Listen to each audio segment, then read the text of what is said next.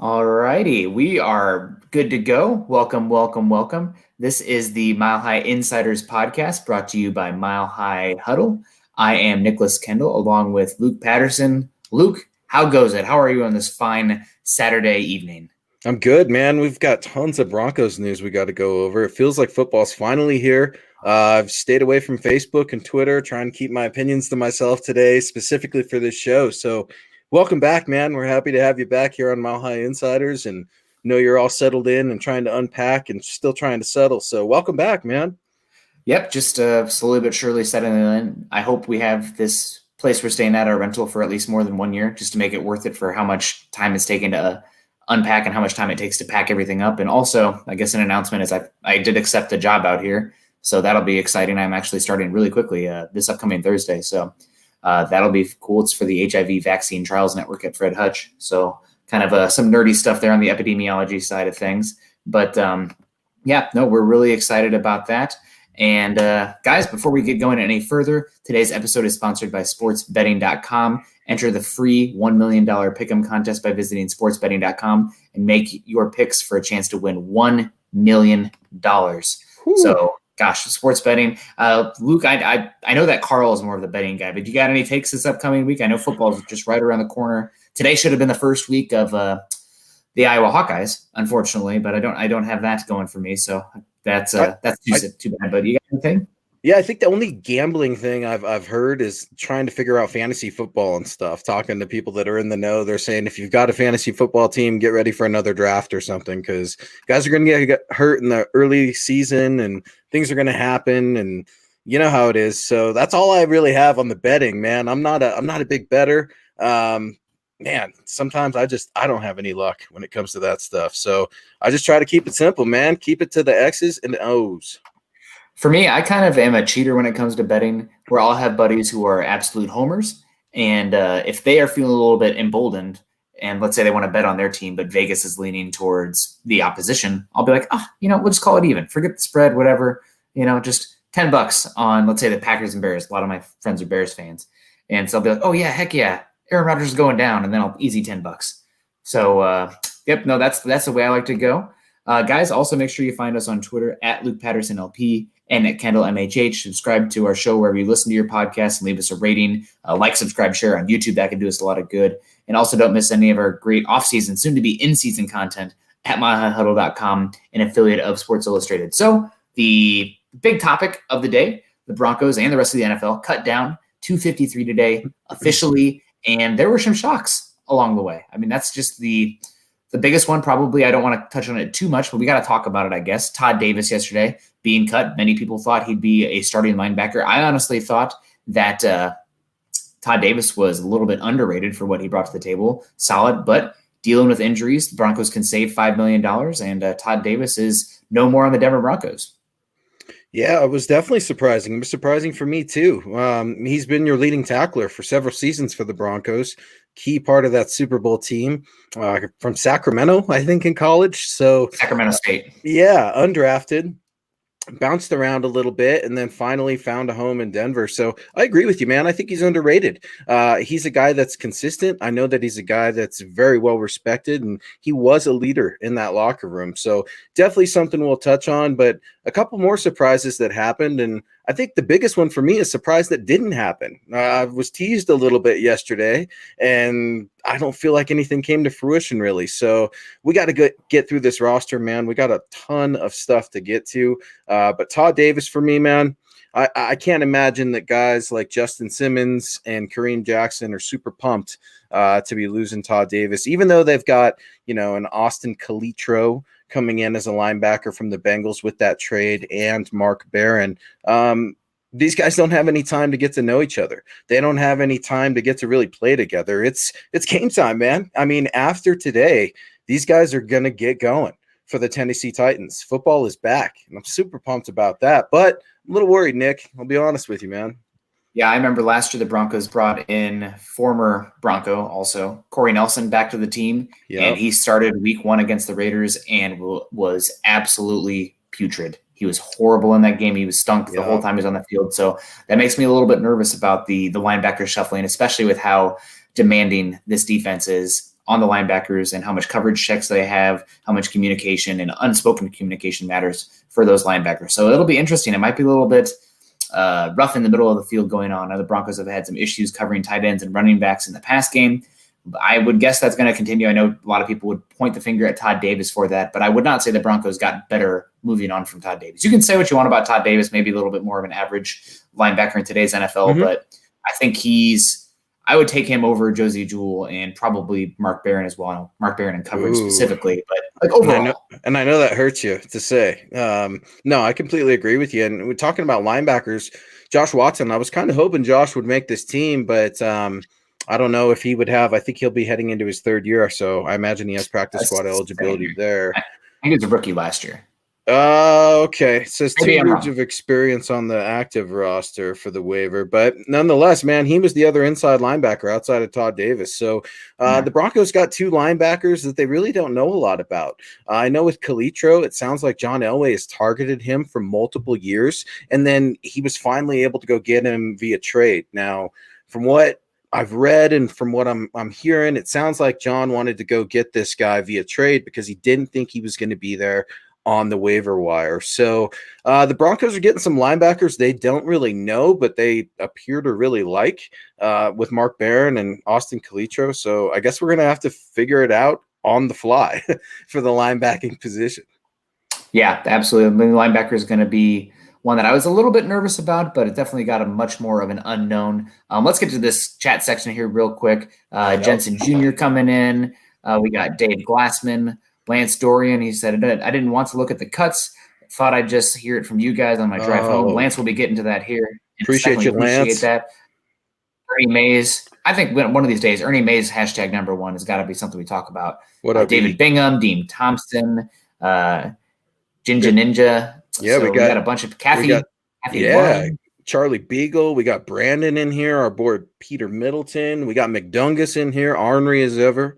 Appreciate you guys joining us here on the Mile High Insiders. So, yeah, man, as we start to go through some of these cuts, we talk a little bit about the linebackers with Josh Watson and Todd Davis out and some of the new linebackers that are in. But speaking of linebackers, a big surprise for me, and I know for you also, we got to talk a little Justin Hollins, right? I mean, I was expecting Justin Hollins was going to make this team, Nick, and to see that he's on the outside looking in, I feel like the Broncos have done him a disservice by trying to move that tall, lengthy body inside when he's not an inside linebacker. I hope maybe they can scoop him up, put him on the practice squad so he could develop like Coach Fangio likes to talk about. But how you feel about Justin Hollins, waived by the Broncos? I always like Justin Holland's upside as an edge rusher, long, really not the bendiest guy, a little bit stiff. Can't really, dip that shoulder like you'd see a Von Miller do. Not many can, but trying to move him to off-ball linebacker, he never seemed to have that fluidity at that level that you're looking for in coverage. He can play a little bit of a hybrid role there, but I was shocked to see him move because he's a height, weight, speed guy, and typically you can find those guys or at least find a role for them on special teams. So it will be interesting to see what happens with Hollins. I am hopeful that he will be one of the people brought back and put on the practice squad, and hopefully we can see him later on. But I definitely agree with you as far as a guy who is somewhat of a versatile player, a hybrid, but because they hybrided him so much, it just put him behind the 8 ball. So maybe a guy that you don't really know where he's going to be long-term. Maybe that'll be the death toll for him as far as his career in the NFL. Can't really fit in that easily defined area, but I was surprised to see him cut just because, again, height, weight, speed athlete. At worst, you have a special teams player. Yeah, I completely agree. And I don't know if he's a player that can go untouched. I think he's got a lot of talent, and I think other teams are going to see that. Now, I know that teams are kind of limited from poaching other practice squad players, so we're just going to have to see how it plays out. I'm also curious to see if the Broncos do any more business in the next few days, now that, the waiver wire is concluding and everything like that. So a lot of players the Broncos waved goodbye to today, and when I look at it as a whole, Nick, it's really frustrating to me because I can't imagine how tough it was for the coaches to actually try to evaluate players on such a limited basis.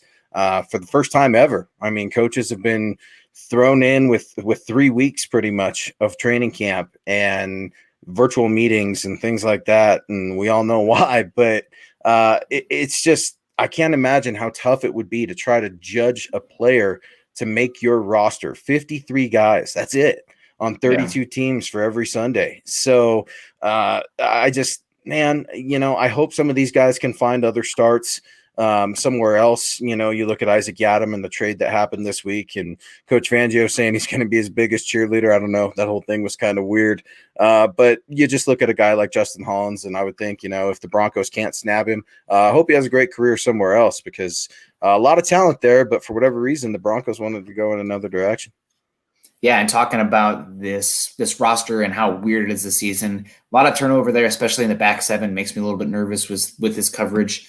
Mr. Boggins kind of highlighted this one earlier. Can't wait for Kelsey to do whatever he wants against us. Linebacker coverage will be a big problem. Yeah, and that goes hand in hand with thanks, Mr. Boggins. Appreciate you, man. Yeah, appreciate that, Mr. Boggins. So we will see. And I mean, those first 3 weeks, those linebackers are going to be put in a pretty tough situation because obviously we have Tennessee Titans coming to town. Jonnu Smith is a pretty darn good tight end. A.J. Brown's big slot, so he's tough. And then you got Derrick Henry, of course. Steelers coming to town, a pretty good offensive line there.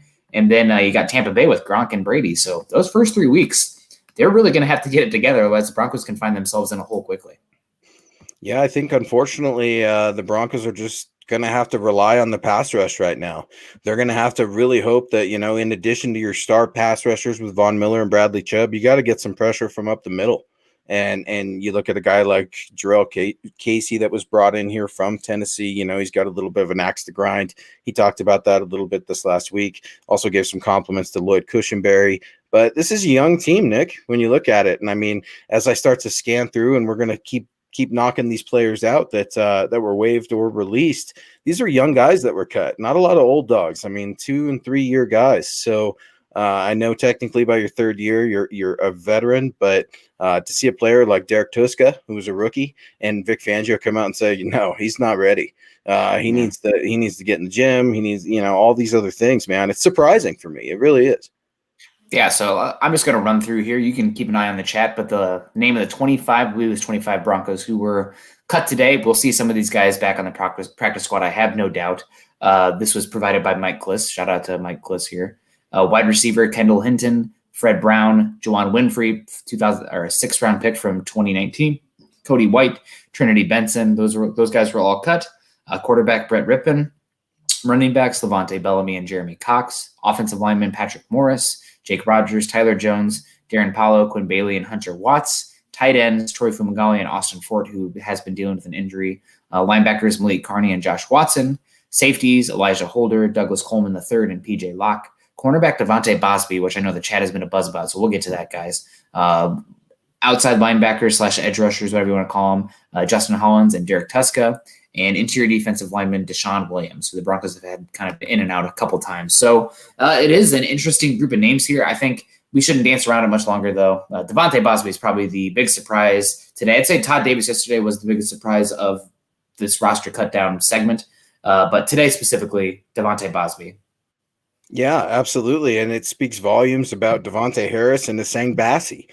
Sang Bassi's been getting plenty of run this week, and with good reason. I know he's a guy that I talked about early on as a dark horse candidate. Now, it was weird to see Levante Bellamy released when he was the highest paid running back. But I mean, that's a position the Broncos feel good about.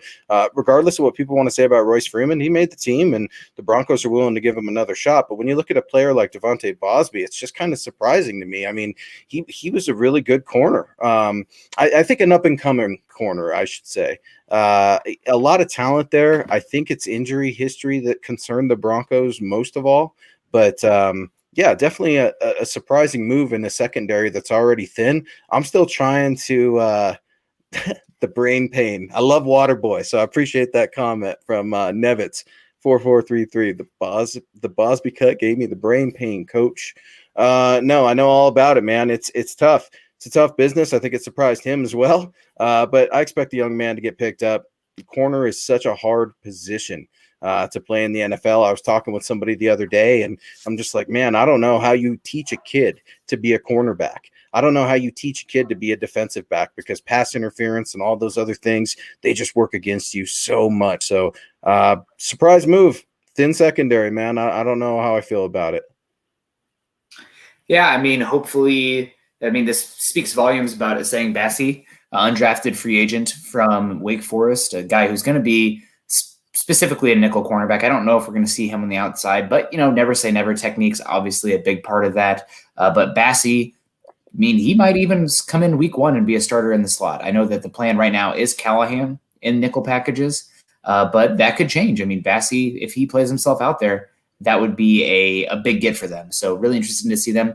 Also, I mean, speaks highly to Devonte Harris. I know that he was up and down last year, but I know AJ Boye has spoken highly about him a couple times over this training camp process. So watching out for him. So talks about just how much of a student he is.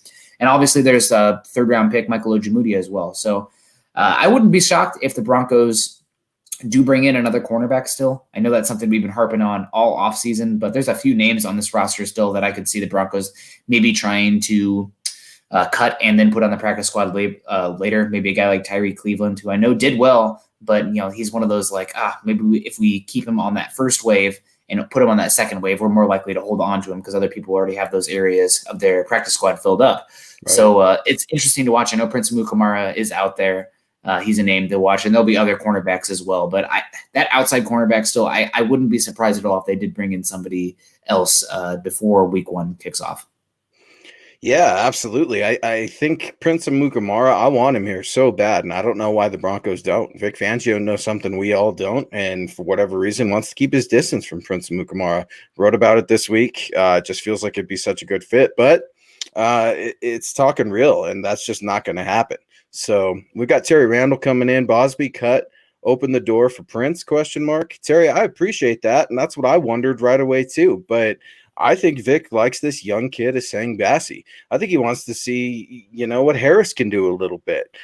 I'm just really surprised because it wasn't a week ago that Fangio kept talking about these guys all have a license to go get the starting position, and I'm waiting for one to stand out. Well, there were flashes of Essang Bassey, but he's still an undrafted free agent rookie. So it is what it is. You're not going to just develop instant trust with a rookie, even though he's had a couple of flashes. Yeah, and here's a good point from James Campbell. He said if Prince was bought in, it'd be after week 1 because vested veteran contracts are fully guaranteed after week 1. We will see. We also have Casey Martin coming in saying Amukamara will never sign with the Broncos. So why, Casey? Why? Yep. He sounded pretty pumped with it the other day. I know he was on with my boys Cecil and Nick on the fan, but yeah, man, he seemed like he was really wanting a reunion. I heard the Giants and the Jets were interested, and I think everybody's heard that, and no movement yet. That's something you and I talked about a little bit before the show started, Nick. Why aren't things moving right now? I would already be expecting in a normal circumstance that the Broncos would be moving guys in already. I'm already wanting to know who's getting claimed. Do you expect the Broncos to do any more business in terms of adding players as well?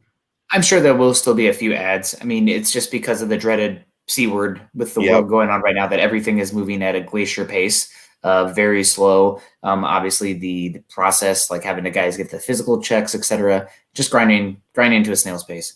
So it's an investment. I mean, it almost feels like to me, Nick, at least like it feels like the Broncos find a player that they like and they're just like, okay, we're doing it and we're pulling the trigger. We're not going to bring him in. We're not going to do the little work. They don't have time. They don't have time to, jack around with a little workout, to have their medical staff who's already stretched, to the absolute maximum and doing a great job, go over every little thing with these guys. So I don't know, man. It's definitely interesting, but it feels real right now that the 53 is more or less set. There's going to be a few more transactions, like you said, but I know I wanted to get to the chat just a little bit. Had some comments on Jake Butt. Jake Butt surviving. And we got Richard coming in here. Sleepless state of being. What a week. And I know Richard is international. Richard, let us know where you're from so we can give you a shout out. I'm trying to remember. I know Richard's international somewhere. So that just goes to show you, Broncos country, it's that state of being like Chad's always talking about. But speaking of that, please go get your swag on, guys, and check out all our work at milehighhuddle.com. Give us a like, a subscribe. Check out our podcast on Apple iTunes, Spotify, anywhere you guys get your podcast. Leave us a review, give us those thumbs up, and get at us on at Mile High Huddle, Twitter, and hit us up, guys. I mean, it's something that it's here. It's here. Football's here, and I couldn't be more pumped. Yeah, absolutely. And Terry Randall coming in, got the 5 o'clock anywhere, 5 o'clock every hour of the day. Use the Force Luke, hashtag Broncos World, hashtag MHHUN. What's So up, Terry? appreciate that, Terry. Hope things are going well up there north of the border. And Mr. Boggins coming back in here, giving us the report, probably something we should talk about as well. Apparently, Clowney of the Titans is not confirmed yet. He still has not decided. That was from Josina Anderson. So we will see what happens with Clowney. I know that some people are, I think it was you, maybe it was John Bawana talking before the podcast started. But if Clowney did sign with the Titans, would that concern you week one, or is that something that it's so close to the week kicking off that he's not going to be as effective?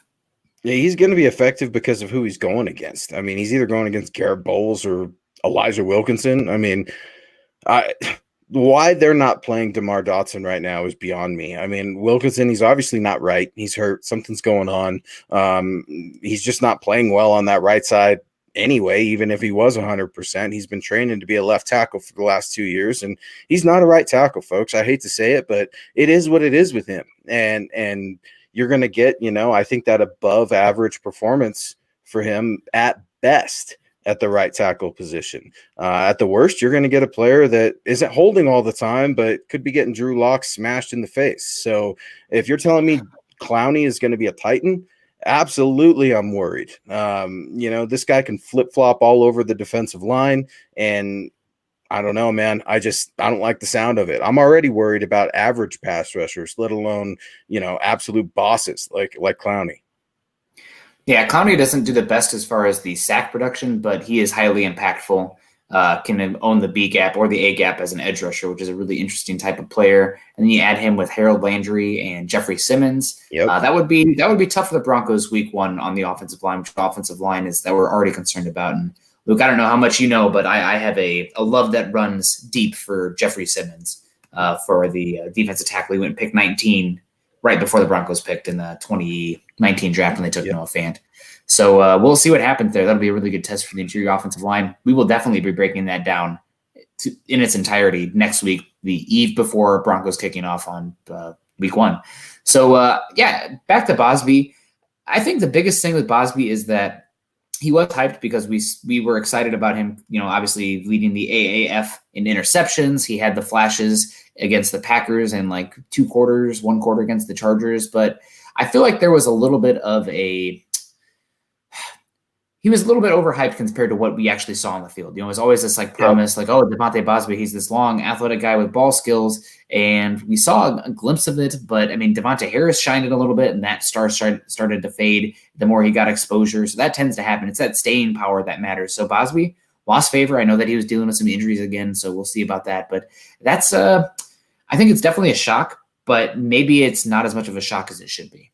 Or it's more of a shock than it should be. Excuse me. Yeah, I think he's always been just a tad overrated as well, and that's not knocking the guy. I'm just looking at him and saying, what have you accomplished? I mean, yeah, you've got all this potential, but you're not a rookie anymore either. I mean, you're either going to pop or you're not. Now, it is interesting to me which players the Broncos choose to just let simmer off on the side. We were talking a little bit about Deshaun Hamilton making this team. And one player I want to get back to is Jake Butt. I mean, Jake Butt lives. It's just, Nick, I don't get it. I mean, Andrew Beck is on this team as well. Fumagalli got the axe, but Austin Fort's on injured reserve. Man, it's just, the tight end room is insane. We got James coming in saying the Broncos went with 5 tight ends in the end. Nick Vannett, Noah Fant, Albert Okwuegbunam, Andrew Beck, and Jake Butt. I mean, what do you make of that? That's a crowded room that only lost one guy. Yeah, I think that we're definitely going to see some moves there still. I mean, obviously they have to cut it to 53, but like I said, Tyree Cleveland seems like one they might be getting. They could get rid of later. I wouldn't be surprised if they moved on from one of the tight ends, maybe one that they would be not super scared of losing. Maybe Beck, maybe Butt as well. But there's still going to be some movement here. And with the bulge, that is how many wide receivers and tight ends they're carrying right now, I think that's probably an area you could see them trim some fat to move around with those extra, 2 or 3 guys that we're going to see inevitably before week one. Yeah, now talk to me about Andrew Beck. Now I hear everybody say, yeah, he's the fullback of the offense, but this is the spread offense. I mean, do you really need a fullback in this offense, Nick? I mean, you've got these pass catching running backs that Melvin Gordon that you brought in for 12 million. You've got Philip Lindsay with this giant chip on his shoulder now that he doesn't want to talk about the passing game anymore, and he's saying he only needs a couple carries a game to make it pop. I mean, it's just I don't understand it. I don't understand the fullback in this spread offense. I don't understand Andrew Beck making this team. I would be much more comfortable with leaving a Bosby and releasing an Andrew Beck. Yeah, I definitely think for Beck, it's probably the fact that they are going to utilize some H-back kind of looks. So it's going to be more of an up-back position rather than the tailback. So it's a little bit different in terms of the alignment, their utilization. And Beck, we saw last year, solid receiver out of the backfield, can make some plays from the H-back position and can offer a little bit as a fullback. He is dealing with an injury, so it will be interesting to see if he is somebody that's moved. And also Beck also contributes special teams wise, which is something that, again, it's not glamorous, but if you can bring some special teams value, that's just another feather in your cap that can be a difference maker for making the roster or not. So I understand what you're saying. I'm definitely not pro fullback by any means, unless their name is Kyle Juszczyk, and then whatever that they should just name his position Juszczyk. It'll be interesting to see what happens with Beck. And again, maybe that's a guy who is one of those ones that's the extra little roster fat that they move on and kind of waive to bring in somebody else and kind of stash elsewhere. So we'll see. But I mean, I know there's been a lot of talk about Beck as well. And Beck also, I mean, when you're keeping Jake Butt on the roster, and Albert Okwuegbunam, who's dealing with an injury, maybe you have to kind of take that approach where you have three of those guys because some of those guys are not going to be super available week 1, week 2. Maybe one of them gets dinged and is out longer. So you just got to be a little bit flexible there.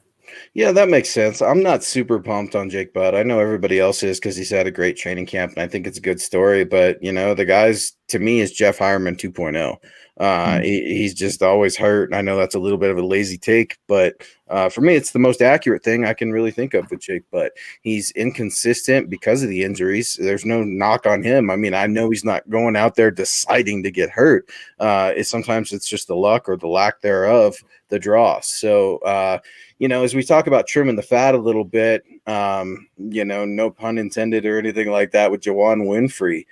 Getting the axe, man. I mean, this was a guy that was running with the ones last year when I was out there at training camp, Nick. I mean, it was really impressive to see this kid out of CU really repping his colors, in Broncos camp. And then he went MIA. And now he's off this roster completely. What do you make of the Juwann Winfree release? Yeah, I mean, a 6th-round pick. So I know some people are going to be a little bit upset about that, but I mean, if you look at the history of 6th-round picks, it's going to be a bunch of names that you don't recognize because those guys didn't make it. So with that context, with that scope on it, it doesn't bother me that much. Also, after the Broncos spent a 1st and a 2nd-round pick this season on a wide receiver, heck, they used a 7th-round pick on it as well on a guy who's, again, height, weight, speed freak, should be an absolute monster gunner at the next level. I mean, kicks Winfree's butt as far as special teams ability. It felt like the writing was on the wall there. Maybe he'll go on the practice squad, but Winfree's also had some baggage that's followed him around. So maybe there's more to it there than the just purely on the field physical ability. Maybe there's a little bit of work ethic or attitude concerns. I'm purely speculating. But again, he was kicked off Maryland, went to Colorado, never really lived up to it at Colorado. I think it was a 4-star recruit, maybe a 5-star at Maryland. It's unfortunate, but it's one of those things where, good luck to him wherever he goes. I'm not going to lose any sleep over it because what the Broncos did at the wide receiver position around him, they should be okay in the long term. Yeah, and I know we had some questions, and we've got Casey coming in here. Cleveland seems like a huge upgrade over Winfree, both as a wideout and in special teams. I completely agree. Nick, I think you and I have talked, and I've heard you and Carl talk as well.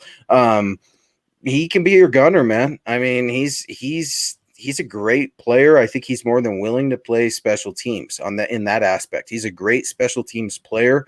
Right now, I think he comes in immediately and starts to gain some trust there. We had a quick question in the chat talking about, or asking the question rather, what other wide receivers were released. We've got Trinity Benson released, Fred Brown, waived, I should say, not released. We've got Kendall Hinton, released, and then Cody White in addition to Juwan Winfrey. So you see that wide receiver room definitely shrinking, but for me, the biggest thing about the wide receiver room, and you and I talked about it a little bit the past couple days, man, two of our guys that we were each thinking, I said that Deshaun Hamilton was going to be cut. You said Tim Patrick was going to be cut, and they're both on the team, Nick. It's just bizarre. What do you make of Tim Patrick and Deshaun Hamilton getting another go from the orange and blue? Yeah, from what I could pick up, Tim Patrick better be counting his lucky chickens because Tyree Cleveland is coming for him as far as the special teams role goes, and Deshaun Hamilton passed him as far as pecking order in the offense. Patrick came into the offseason training camp with a lot of momentum, and from what I could pick up, he failed to really capture that momentum to take that next step and to become that guy. Obviously, Jerry Jeudy probably going to start mostly in the slot in that 11 personnel, but maybe some outside. And then Deshaun Hamilton apparently has been getting better as each and every practice. So it'll be interesting to see what happens there. Obviously, Patrick brings more special teams ability than Deshaun Hamilton does, but it does sound like Deshaun Hamilton right now is the de facto, I'd say, fourth weapon, because the pecking order would be Sutton, then Jeudy, then Fant, and then Deshaun Hamilton. Really? Oh, man. No, I'm going to give you some in the passing game. Yeah, I guess you could be right because Tim Patrick profiles more like Cortland Sutton's body type. So, yeah, and they wouldn't want two of the same receiver on there, especially when they want to go speed. But I just have such a problem with Deshaun Hamilton. I mean, they're willing to let a guy like Bosby go and then keep Deshaun Hamilton. I mean, I just don't get it. We just keep waiting on this guy to pop, and he's not popping. Robert coming in here, Robert Casclow. Did Hamilton crush it in training camp? I don't know if I'd say crush it, but he got a job, right? I mean, he earned his spot. He's a guy that I definitely had out, and I'm looking at a little sideways still, and I'm worried about the drops. I'm just going to say what it is that's on my mind. I'm worried about the drops because for me, it feels like Deshaun is his own enemy. Nothing's getting in the way other than him. I feel like he lets one mistake dictate his season, and it drives me nuts because he's so intelligent, he's so athletic, he's so smart. I want him to get there, but I just hope he's able to take that next step. I think the biggest thing, I don't want to go way too far down the Deshaun Hamilton path here, but he's never going to be a creator. He doesn't really have any skill sets to create looks for himself or others around him. But now you got a Fant, now you got a Cortland Sutton, now you got a Jerry Jeudy. It's much easier for Deshaun Hamilton to just kind of be the quick route separator that he was at Penn State. So it'll be interesting to see how that all comes down to fruit, or how that all comes down the tracks. And I mean, honestly, I think he's going to have a good season. We need to carry that bet over. I don't even remember what the stakes were, but I was said Hamilton, I think he's a great fit in the Shermer offense. And Patrick, I think he's a little bit, I mean, he's older for how far along he is in the league. He's a journeyman wide receiver. Yeah, he's a big body guy, doesn't really separate that well despite his straight line speed, has injury history. So Tim Patrick, I thought maybe Tyree Cleveland would take his spot, especially after they drafted him. It seemed like Tyree Cleveland was the bigger, faster, stronger version of Patrick that could take that role. But both of them kept on the roster. It's going to be interesting to carry over this bet just to kind of see who comes over with more value when the season comes to end a close. Yeah, for sure. I think, and I like Tim Patrick's blocking ability. I know that's not anything that's super. I know it's not anything that's super sexy you're going to see on SportsCenter or anything like that. But, man, when you're charting plays and you're watching some of these wide receivers, they're very few and far between the ones that are willing to block. I think that if some tried to block, they might surprise themselves. And even our tight ends. I mean, we got two tight ends in Noah Fant and Alberto who are trying to learn to block right now, and they can block. They've shown that they can do it. It's just not a consistent thing. So for me, that's still a concern. We've got Mr. Chris Hernandez coming in. Is Justin Simmons going to be the green dot guy in the defense? And Chris, that's a really good question. And Chris, I know why you're asking it. And I like that shirt you got there from ZW Designs, folks. Go check it out and get your swag on. But yeah, our boy Z designing that shirt. Yeah, man, I think that Justin Simmons, man, what do you make of the Broncos and $30 million in the cap space? Simmons is unsigned. I don't know where the Broncos are going from here. I mean, your defensive captain in Todd Davis is gone. Yeah, Justin Simmons and Kareem Jackson, they're your leaders on defense, right? I mean, Chubb's trying to feel better. Vaughn's got the red hair, doing him, everything else. It's great, but what do you do? Who's got that green dot? I honestly think it'll be Kareem Jackson. I know that I think James made a good point where typically Justin Simmons plays farther deep, where you're not going to have that communication with the defensive line. And I know that you're going to see that with Kareem Jackson as well, but also you're going to see Kareem Jackson come down and play in that like de facto kind of linebacker position in those sub-heavy packages, which, I mean, with the Broncos linebacker situation, we might see more of this season. So obviously Kareem Jackson, you'll see him in the nickel. You'll see him as a dime backer. So, and also Kareem Jackson has experience not only at cornerback, but safety now. So I think that my vote would be for Kareem Jackson personally.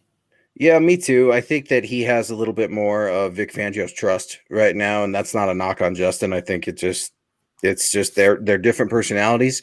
Justin is, kind of at odds with the Broncos with this franchise tag. So, I'm not saying that they wouldn't give him that because of that or anything like that, but I completely agree. I think Kareem Jackson, he's your rah-rah guy, in that locker room, and players respect Kareem. I was super pumped when we got him, and he's just proven to be that leader for Fangio's D.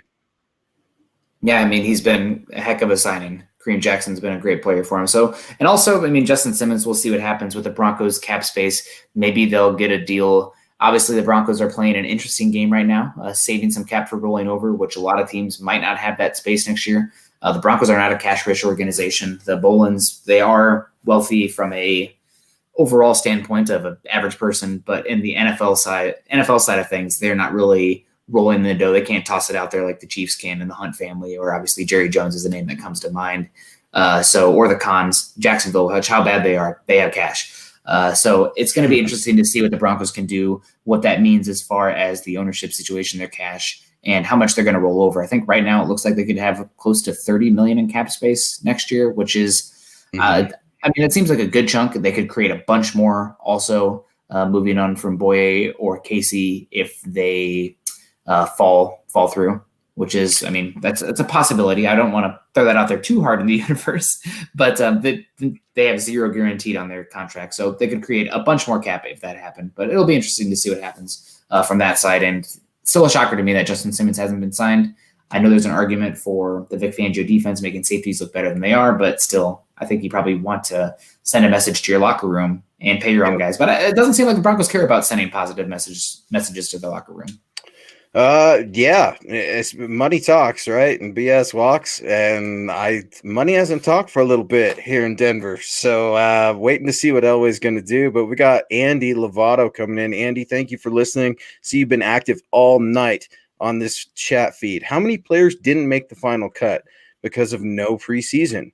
Thank you, guys. What a crazy offseason this has been. Nick, we have a total waived player amount of 23 guys that got waived today. Now, Davonte Boswell got released. Explain the difference between being waived and released for our folks in the MHH community. I'm sure somebody in the chat could probably get the specifics on this, but I believe it has to do with vested veteran status. So guys who were more recently entered the league, they would be waived, where ones who have been in the league for a certain amount of time would be cut. So that's why you see somebody like Todd Davis being cut, where you see someone like, let's say, Elijah Holder being waived instead. So I'm sure somebody in the comments can get down to the specifics of that, but it would be interesting. Yeah, so a total of 24 guys that were ultimately given their walking papers, right? You've got Austin Fort. He's my guy. He's one of my favorite guys. But you know what? He's a Bronco tight end, all right, because he's hurt, and he's in the training room. So he's on injured reserve in his second year. So I liked Austin Fort. I talk about him all the time at the Bronco Local Pro Day. Really impressed me, but he is not off to a great start. So I'm definitely concerned about the injured tight end. As we start going through some of these releases right now, one thing that surprised me, and I just barely chirped it in your ear before we started, I asked Nick, are the Broncos gonna stash Brett Rippon on the practice squad? Because they gave Brett Rippon his walking papers as well. Brett Rippon, of course, coming in the same time as Drew Lock. What do you make of Brett Rippon, and do the Broncos bring in another quarterback, because Vic Fangio specifically said last week he will not consider a COVID-19. Oh, there we go. I just did it. Get the drop button, John. He will not consider the C word quarterback. What do you make of Brett Rippon getting out of here? I think Brett is going to end up a good coach someday, but he just does not have the either mobility or arm talent to stick in the league as a starter. Honestly, I'd be more interested in bringing Trevor Siemian back than Brett Rippon from what we saw. I know. I saw somebody just said Siemian was released today. Was he really? Oh, yeah, man. no, Because he was signed by the Titans, right? Yes, and they just released him today. I'm not even that interested in either of them. But Rippon, I think, really good with his teammates, smart guy, has a future as a coach or a coordinator of some sort. But as far as an actual NFL player, I just don't think he's got the noodle for it. Not this noodle, this noodle. And you say noodle, I think of John Gruden, right? And coming at his quarterbacks with the swim noodle, and here comes Von Miller. It's the funniest thing ever. But no, I hear you, man. It's one of those things that we're gonna have to see where things end up. But Brett Rippon just didn't have a lot of oomph on a lot of mustard on that ball whenever he threw it. You could definitely see he knows football, though. But we got Manny coming in. Manny, what's up, man? Love that Broncos flag in the background. Appreciate your donation. Super chat superstar. Is there a linebacker the Broncos can trade for or bring in that would upgrade that position? Manny, we've got two linebackers we don't know a lot about. Mark Barron, he got his first team reps with the Broncos this week. Broncos trying to break him in rather quickly. And then the Broncos trading for linebacker Austin Calitro with the Bengals, of course, giving away defensive lineman Christian Covington. What do you know about these two linebackers, Nick? I mean, Barron's an Alabama cat, right? That's supposed to be able to be decent in coverage, former safety that's a linebacker hybrid now. Okay, that's great. Does Mark Barron give you optimism? Does Austin Calitro make you feel better? Or is it a lot of unknown right now? I'd say it's probably a lot of unknown. I think Barron does bring more coverage ability than you saw with Todd Davis, especially in those sub packages. But I mean, he's like, I know people will think because he moved from safety to linebacker, he's got to be this like super stud coverage linebacker. Popping the tape of him with Pittsburgh last year, I mean, that's not the case. He was a really poor coverage safety. He's probably an average, maybe slightly above average coverage linebacker, but it's not like it's a great calling card for him. But I mean, that's what it's probably going to be for the Broncos this year, at least early on. I would assume Josie Jewell in the base packages with Barron coming in for nickel, dime, quarter, whatever that alignment looks like. As far as Calitro goes, I know that the Broncos have been after him for a bit. Could not tell you much more about him. I know that I think the Broncos, maybe it was the Seahawks, moved on from Joe Jones and then made room for Calitro. So it's kind of a weird storyline there as far as them both being intertwined. But linebacker, I mean, linebacker is going to be rough. I know that we were excited about A.J. Johnson last year, but there's going to be a lot more on his plate now, not just from a making plays perspective, but from the mental side of the game as well. So this is a big year for A.J. Johnson. I believe he's up to the task, but this is going to be a telling season. We're fixing to find out, as Gary Kubiak would say, because Troy Rank, man, my boy Troy Rank is saying that he thinks this could be a Pro Bowl year for Alexander Johnson. So, Manny, I see in the follow-up you're asking a little bit about, are these guys upgrades, or do I see any linebackers out there that I think are upgrades? Of course, I'm asking Nick and Bowana Beast about Miles Jack. I'm like, hey, has anybody signed Miles Jack yet? No. Okay, well, if the Broncos aren't going to spend money on their own safety, do you really think the Broncos are going to go out there and just spend a king's ransom for a linebacker like Miles Jack? I just don't see it. I don't know that it's a fit either. So, it's just one of those things. Mundungus coming in, talk Ray Lewis out of retirement. Mundungus, appreciate you so much, man. If you provide the deer antler spray. Yeah, I was just thinking about that. That was so crazy, man. I mean, Ray Lewis, one of the best linebackers to ever do it, but some questionable methods with how he kept himself healthy and so big for so long. Hey, man, if the white suit doesn't fit, that's all I'll say about that. So we got William Bromley coming in here. Why are the Broncos letting a lot of good players go like Todd Davis and Bosby? I think probably for Todd Davis, it comes down to injury and that $5 million. I mean, if they can roll it over, I mean, I think Todd Davis is a solid player, but maybe that injury is a bigger deal long term for him than they think. And also that $5 million. I mean, they're kind of playing. I hate to say it. I mean, the Broncos are obviously they want to make the playoffs this year, but a lot of the moves also point towards them looking at 2021 more as a let's go and get it kind of thing. Where 2020 is going to be more of a, okay, we understand we're a young team. It's going to be up and down. The Chiefs are really good. They haven't lost that many good players yet. 2021, maybe that window will open up a little more. So hoping for the playoffs this year still, obviously. But I think probably if you have more of a look at the roster right now, where they're going, how young they are, 2021 makes more sense. But we'll see. Our boy, I gotta just interrupt real quick. Ernie coming in here. F. Ray Lewis. I absolutely love it, Ernie, because I feel the same way with him being a Raven, and especially his last game here in Denver. The Ravens doing what they did. Thank you, Raheem Moore. Raheem the Dream Moore, Nick. It's something I just can't get over. Another thing, Bill Vinovich he's my least favorite person. Bill Vinovich, dead to me. Yeah, something that's driving me nuts too, Nick. I tweeted it out yesterday. Mike Kliss of 9 News was telling us, I wouldn't be surprised if there's another wow move. I don't think that wow move happened. I mean, I know we're a little bit broke up over Davonte Boswell. Of course, he was talking after Todd Davis's release, but when I heard that, Nick, I started wondering, are we trading for an offensive tackle? Who could we be trading away? Vaughn's on the last year of his deal. I'm not suggesting, nor do I hope that happens, but I was thinking a wow moment, man. It just never really happened for me. It's kind of a lukewarm Saturday of setting the 53. Well, the week 1 has not started yet, so there's still going to be some moves to happen. And here'd be a wow moment. Bill Romanowski. I was just watching Romo on The Longest Yard today with Adam Sandler. I forgot he was in that movie, and he was in there with the old Oklahoma linebacker. What was his name? The Boz. Kev Bosworth. Yeah. And it was just like, oh, Romo. He was our dirty player, and we loved him. Yeah. Romo, when I played like NFL Game Day 1998, I'd always be Bill Romanowski on the defense. Just whatever, the eye black 59 running around. I mean, I always wore 59 because I loved Romo. In hindsight, he's a little bit of a... Was he 59? 53. 53, yeah. 53. Yeah, you're right. Mm-hmm. 53. When he went to the Raiders, how much did you hate him? I just hated him so much, man. And I think he got in trouble there, right? Didn't he punch his coach in the eye and hurt his eye or throw a helmet or something?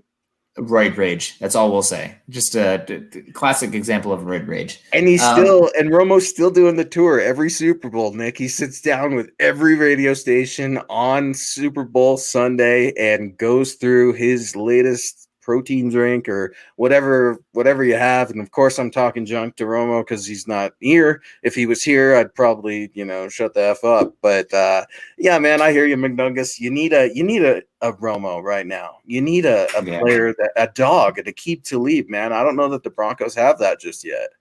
I think AJ Johnson brings an energy, and so does Kareem Jackson. Now they're not like the dirty kind of player that sometimes you see, but they bring some energy. So I don't know if you need to punch a teammate in the eye kind of thing or spitting on people kind of thing. Now, obviously, there's something to be said about Aqib Talib. I was at the game when he poked Dwayne Allen's eye. I actually ran into Dwayne Allen at a bar after that game. He was fine. I think he hammed it up a little bit. Captain Insano shows no mercy. Yes, no, another Adam Sandler football movie.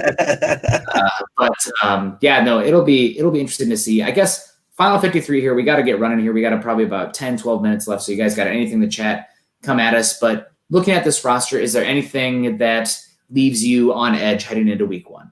That's what leaves you the most on edge. Obviously, there's some stuff. I don't want this to be a Garrett Bowles podcast or an Elijah Wilkins podcast, but man, Nick, I'm sick of talking about the offensive tackles, but that has me the most worried. I feel better about the defensive secondary. I was just talking to some of my neighbors before the show happened, and that's one of my best friends was telling me, hey man, like, what do you think about the secondary? I think we could use Prince. I think we could, go after Bosby. Really? We let him go. And I'm saying, you know what? The sad thing is I actually feel better about our secondary than our offensive tackles. It's just kind of a lot of the same over there and not a lot of different results. I'm waiting for Dotson to come in, get at Zach Kelberman too, because he's on the get Dotson starting to right tackle. But I don't see it, Nick. I don't see it. I don't know what the Broncos think is going to happen with Garrett Bowles and Elijah Wilkinson. Glenn, there's got to be some interesting stories there. I'm interested to bend your ear a little bit about that. Glenn coming in as Ray Lewis's former chauffeur or chauffeur. Chauffeur. I'm gonna say chauffeur. I say chauffeur. Yeah, man, that's crazy. I don't know if we can tell any of those stories on this. I mean, Ray Lewis seems like kind of a bad dude, especially being from Miami and looking at his history and all that. I know he does a lot of great stuff too, but I like to hate. I like to hate on Ray Lewis. I like to hate on the Ravens. But no, man, I cringe a little bit when I look at the offensive line. I know that the inside's good, and Graham Glasgow's he's got to get right with that ankle, man. I'd hate to see a sprained ankle turn into anything worse, especially when your tackles are just. Let's just be honest, they're bad. They're bad tackles. Yeah. They're bad offensive line because of their tackles. And we got James coming in here. He's asked this one a couple times now. What happened to HaHa Clinton-Dix? What do you think caused him to go from team to team? Quite a fall. Do you think he could be an option? I think he could be an option. I think HaHa Clinton-Dix he's a solid safety, but he's not really a difference maker. And safeties, at this point in the league, you got to ask them how many hats can they wear? Can they come down and play in the box? Can they play the slot? Are they playing single high? Can they play double high? So HaHa Clinton-Dix, I'm not really sure. Like, he's not going to play much single high. You really don't see him having the hips to match up in the slot. You're definitely not playing him on the boundary. Maybe some dime backer looks, but I just think that probably as far as how much you'd have to pay him, the snaps that he would get once you brought him in, and just taking up a roster spot, all those things are a little bit detrimental to bringing him in. And I mean, he's a solid safety, but I don't think he's one that you're paying what he's probably looking for to bring him in. Yeah, I completely agree. It's weird to see him go from team to team because he's always been a solid safety. I think sometimes people are a little higher on him than they need to be, and sometimes they're a little lower than they need to be. You just got to average that out for HaHa Clinton-Dix. And I would much rather have a corner like Prince Mukamara. I mean, get me a shirt right now. Vote for Prince. I'll do it. I want this guy here. I don't see it happening. I also don't see any changes at the offensive tackle position other than DeMar Dotson moving to the starting right tackle. So for me, it's a little bit of frustration because I thought that wow moment that Mike Kliss referred to and preluded a little bit, said could happen as a possibility. Nothing happened. And now deals fall through and sometimes things can't get done. Look at the fax machine deal with Elvis Dumervil, right?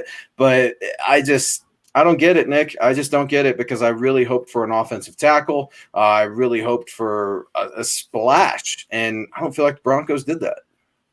Yeah, the thing with offensive tackle and cornerback is there's a reason average players, even below average players, are paid what they are. It's just because it's such a scarce position.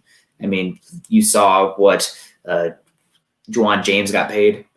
I don't want to rub salt in the wound, but you're paying for potential on that one more than actual product. So that's just the nature of offensive tackle right now. And the Broncos with $30 million next year, maybe they make a splash for Andre Villanueva. Maybe they make a splash for somebody like David Bakhtiari. Some guys are going to be tackles that might become available. So it'll be interesting to see. I do see Buwana asking us, though, for the final 5 minutes so we got left here. Anybody that the Broncos cut today that you think would be some folks that they'd be bringing on to the practice squad? I think, for me, I think both Kendall Hinton and Trinity Benson make some sense there. I also think Patrick Morris can qualify.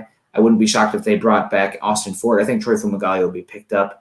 Elijah Holder stands out to me, as does Justin Hollins and Derek Tuska. I wonder a little bit about Jake Rogers. I just kind of is he eligible? He's old.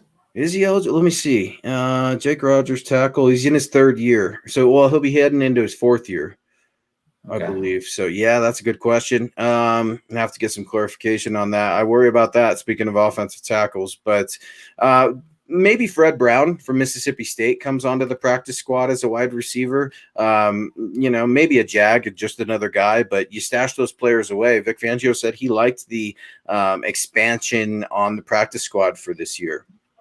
I do too. It's a great place for players to develop. It's a great place for players to try to hone in on their skills, especially now when you don't have a lot of the same privileges that you had last season. I think it's something that's really important, and the Broncos definitely need to invest in their practice squad. Look at Todd Davis. He was a practice squad guy at one point. bounced around the league, and then got his shot with the Broncos. You look at Matt Paradis, same thing, man. So these guys can definitely start their career on the practice squad and end up being one of the best players in the NFL. I forgot that the rules were weird this year with practice squad. So 6 veteran slots. Rodgers could go there. I mean, if he does or not, doesn't really do much for me. I was not impressed with him when he played. So I know that offensive tackle is a concern, but you're kind of just writing in a name there rather than on Pat Morris. And Pat Morris, I'm really interested too. I was talking to a friend who actually does some business with Pat Morris and says he's a great guy. But I know Pat Morris got a little bit gotten some heat with Vic Fangio for I guess body slamming McTelvin Najim on a play a couple of weeks ago. It got Shelby Harris pretty mad. Got Coach Fangio pretty mad. Coach not ever really willing to stop practice, especially to raise his voice. He got in Patrick Morris's grill a little bit. So I don't know if there's a little bit of a grudge there. It's like, dude, come on. You were running with the ones for a little bit, and then you let a mental error completely ruin that. I don't know if that's enough to keep a guy off the team, especially in these circumstances where I would imagine Pat Morris is very familiar with the Broncos offense, and you need to have backups. Yeah, so we got this really important question here from Darian P. Luke, addressed to you. Eric said that you would be the best linebacker on MHH. Is this true? So we got to let the people know. Eric's showing me love. I appreciate that. That's a good comment, Eric. Absolutely not. I would be a terrible linebacker. I played defensive line and was undersized at that. So no, man, my lateral quickness probably isn't where it should be. I can't cover tight ends either, so I'd be a perfect Broncos linebacker. But other than that, no, man, I appreciate the comment, and Darian, thanks. But I played defensive line, and yeah, man, I'm not known for my speed. Let's just put it that way. But I like to think I've got the dad strength in me. I can move some furniture around and try not to hurt my back and grunt and, show off to my 7-year-old as much as I can. Moving stuff around and grunting, but not known for your speed. What are you known for? I am known for my excellent football takes, my analytics, my beard. Cheers to the beards. I haven't seen any comments on there lately, so you gotta grow that out, Nick. But I'll tell you, I just got into the Pro Football Writers of America, so I'm pumped. I'm known for that now, so we'll throw that into the mix a little bit. But we got Chris coming in here. Chris is so good, such a good supporter. He never lets us forget. Cheers to the MHH fam. Don't forget to click those little thumbs up, and that helps us do what we do, especially as Nick moved across the country. He got set up.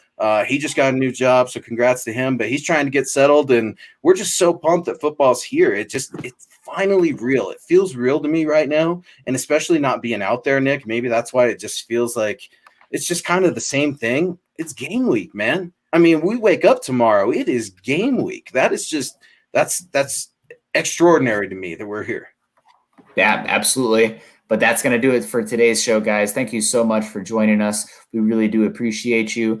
Make sure you find Luke on Twitter at Luke Patterson LP and find myself at Nick Kendell MHH. Make sure you're going over to milehighhuddle.com, an affiliate of Sports Illustrated. Go to iTunes, leave us a 5-star rating and a comment. Also, like, subscribe, and share on YouTube, like on Facebook, as that support can help us continue to bring you these Denver Bronco deep dives now that the season's upon us. You can follow the Mile High Insiders podcast and all our other great audio content by subscribing to the Huddle Up podcast wherever you listen to these shows. Follow us on Twitter at Mile High Huddle and at MHI_football pod.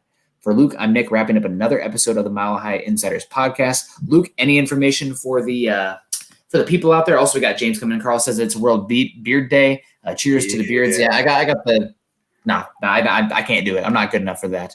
You can do it. Well, appreciate that. Also, everyone saying congrats on the job and the move. I really do appreciate that, you guys. Yeah, next week we're here. We're going to be covering the Broncos the day before real football. Real new football. Oh, dude, it's going to be so great. Our show, man, it's going to be – everyone else is going to be jealous of our show on Saturday. Man, the day before – I'm going to be like shaking.